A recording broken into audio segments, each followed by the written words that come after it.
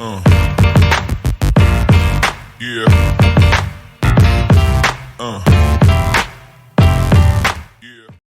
Hello everyone, welcome back. दोस्तों, आज के इस वीडियो में हम यहाँ पे इंडिकेटर का एक रिव्यू करने वाला है। मेरा जो यूट्यूब चैनल है वहाँ पे किसी ने कमेंट किया था, हमारे जो मेंबर रहते हैं उन्होंने, कि अगर हो सके तो ये जो एक कलर मूविंग एवरेज का इंडिकेटर है उसका आप रिव्यू करके बताइए कि क्या इसको हम यूज़ कर सकते हैं कि नहीं। अगर बेटर बनाना है तो हम उसको कैसे यूज़ कर सकते हैं।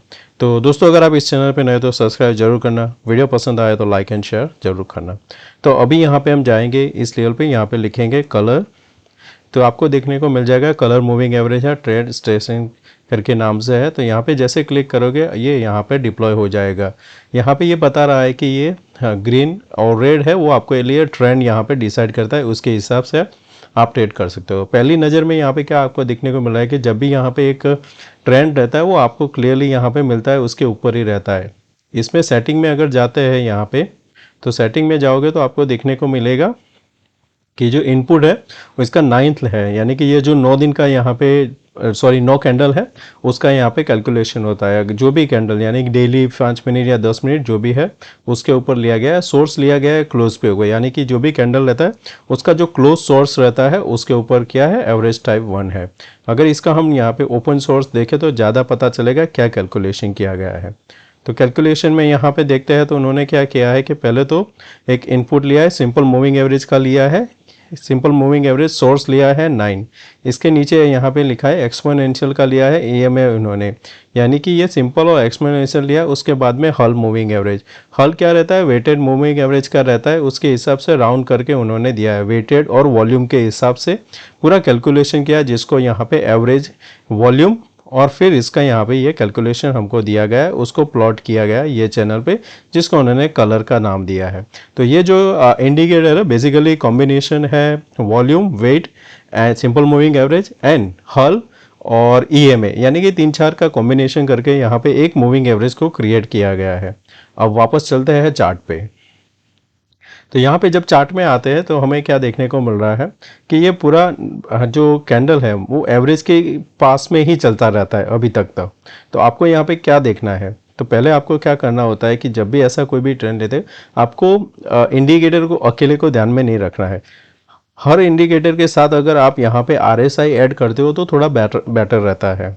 उसमें क्या करना है, आपको एक नॉर्मल RSI रख सकते हो, जिसका मैं सेटिंग रखता हूँ वो मेरा RSI का 10 का सेटिंग रहता है।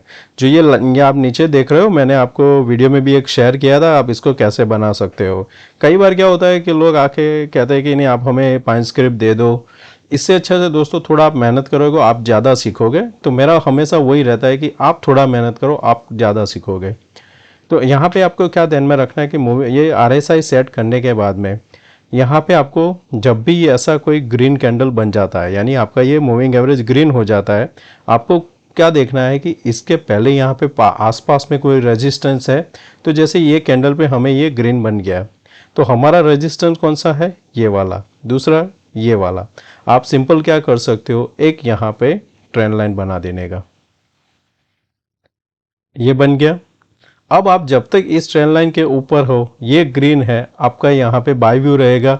आप इसमें स्टॉप लॉस क्या रखोगे, ये ग्रीन के नीचे एक कैंडल क्लोजिंग। तो आपको यहाँ पे ये जगह पे एक क्लोजिंग मिल गया है, तो आपका यहाँ पे एग्जिट हो जाना चाहिए ये मूविंग एवरेज के हिसाब से। और RSI आपका होना चाहिए यहाँ पे एटलीस्ट 55 से ऊपर होना चाहिए। थोड़ा सही में अगर आपको ट्रेड करना है तो 60 रहता है अच्छा, पर 55 के ऊपर भी आप लॉन्ग कर सकते हो। तो उस हिसाब से आपको लॉन्ग करना है।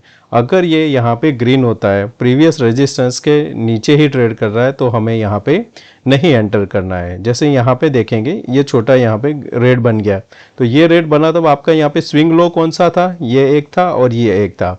तो आपके लिए ध्यान में रखना है कि ये लेवल, तो जब तक इसके नीचे नहीं आता है हमें यहाँ पे शॉर्ट नहीं करना चाहिए। तो आप देखोगे हर बार इसी लेवल के आसपास से ये रिटर्न हो जाता है।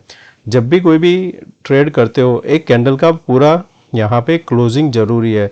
जब तक एक कैंडल नीचे क्लोज नहीं होता है आपको यहाँ पे कंफर्मेशन नहीं मिलेगा, क्योंकि आप देखोगे यहाँ पे भी वीक लगाया, यहाँ पे 3 बार वीक लगाया, यहाँ पे एक बड़ा वीक लगाया, ये ओपनिंग था और यहाँ से सीधा बाउंस आ चुका है जो आज का है यहाँ पे। तो इस हिसाब से आपको ध्यान में रखना है।